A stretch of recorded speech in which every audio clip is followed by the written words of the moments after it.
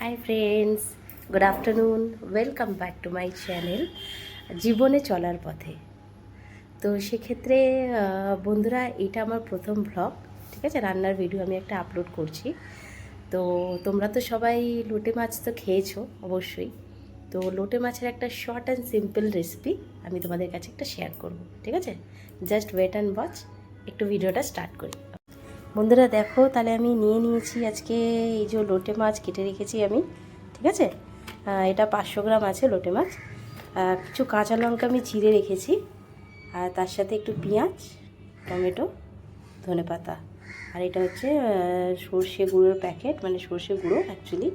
এটাকে তো যেহেতু গুঁড়ো সর্ষে কেনা, তো সেক্ষেত্রে তো ভিজিয়ে রাখতে আমি তোমাদেরকে দেখাচ্ছি। তাও সেটা হচ্ছে এই যে এইটা সানরাইজের মাস্টার পাউডার, ঠিক আছে?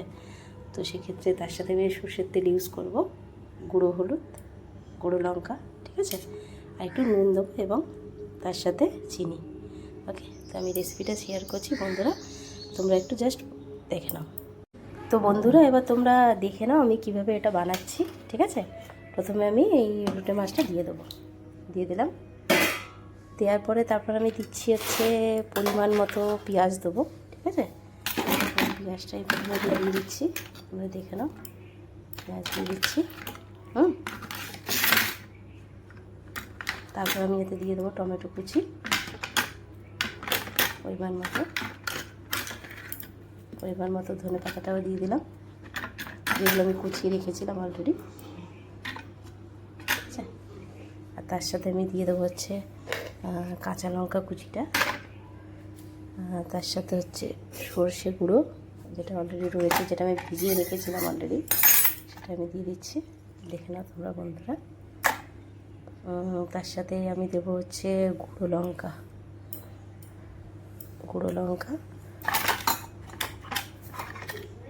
লঙ্কা দিয়ে দিলাম 2 চামচ। তার সাথে দেবো হচ্ছে হলুদ গুঁড়ো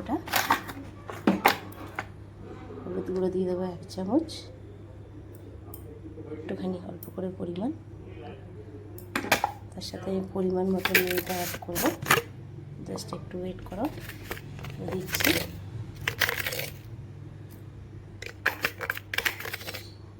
পরিমাণ মতো নুনটা আমি অ্যাড করলাম। নুন অ্যাড করার পরে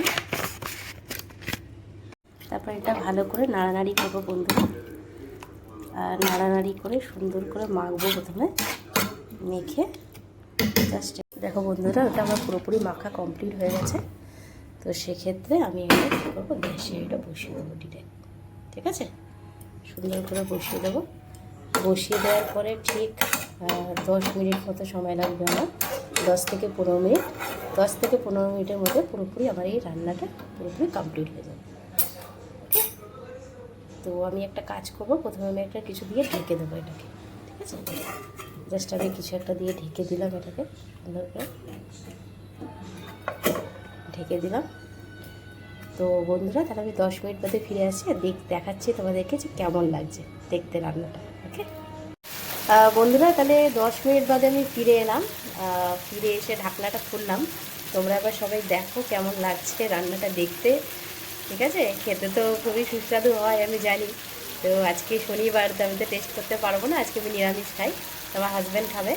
তো যাই হোক, তো এটা 10 মিনিট হয়েছে অলরেডি, এতটা লাগছে। এবার আমরা একটা কাজ করব, এটাকে আরও মিনিমাম 5-7 মিনিট টাইম দেবো, কারণ পুরোপুরি এটা মাখো মাখো হবে একদম, ঠিক আছে? একদম পুরো মাখো মাখো হবে, তবেই সেটা বেশি টেস্টি মনে হবে। ওকে, তো তোমরা একটু ওয়েট করো, পুরোপুরি কমপ্লিট হয়ে গেলে আমি তোমাদেরকে দেখাচ্ছি। হাই বন্ধুরা, দেখো আমার রেসিপিটা পুরোপুরি কমপ্লিট হয়ে গেছে। তোমরা সবাই দেখো, পুরোপুরি একদম মাখো মাখো লাগু লাগু হয়ে গেছে। এটা দুর্দান্ত খেতে লাগে গরম ভাতের সাথে। তোমরাও ট্রাই করো। আর যদি আমার রেসিপিটা তোমাদের ভালো লেগে থাকে তো লাইক করো, শেয়ার করো, অবশ্যই কমেন্ট করো।